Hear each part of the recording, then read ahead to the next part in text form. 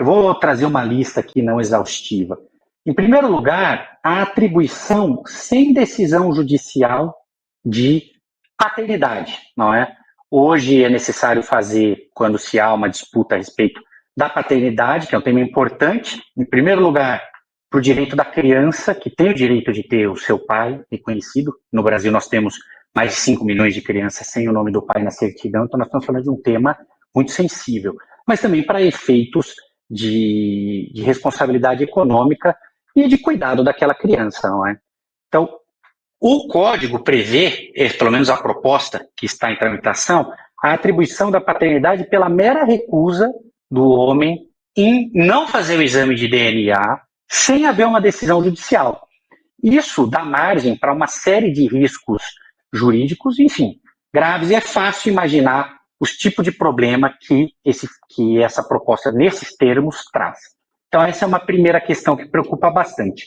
Uma segunda questão é uma regulamentação da barriga de aluguel. Aqui no Brasil, até o momento, não há uma regulamentação da barriga de aluguel, uma legalização. É um tema que provavelmente a sociedade não endossa, não é um tema para o qual há apoio popular.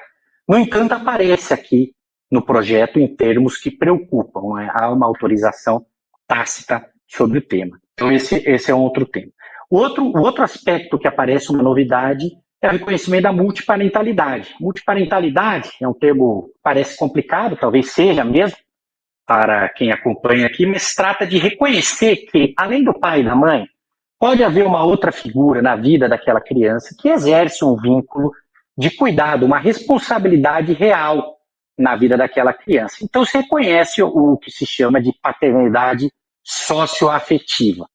Mas o Código Civil prevê, de maneira não muito clara, um aumento das possibilidades de reconhecimento, que gera uma insegurança jurídica, não é? Ou seja, imagine que uma pessoa que tem uma participação na vida de uma criança, eventualmente poderia ser reconhecida como responsável, porque o reconhecimento do vínculo paterno socioafetivo traz consequências para o cuidado daquela criança, inclusive consequências econômicas. Então, isto pode trazer preocupação, traz insegurança jurídica na própria relação com uma criança, que é algo muito importante para o seu próprio desenvolvimento. E as famílias também dependem do cuidado e da participação de outras pessoas além do núcleo familiar. É normal isso. E se você colocaria uma sombra, um risco aí, bom, poderia então haver um reconhecimento de uma paternidade socioafetiva porque eu tenho algum grau de envolvimento com aquela criança, dado que os termos não estão devidamente esclarecidos na proposta do Código Civil? Essa é uma questão.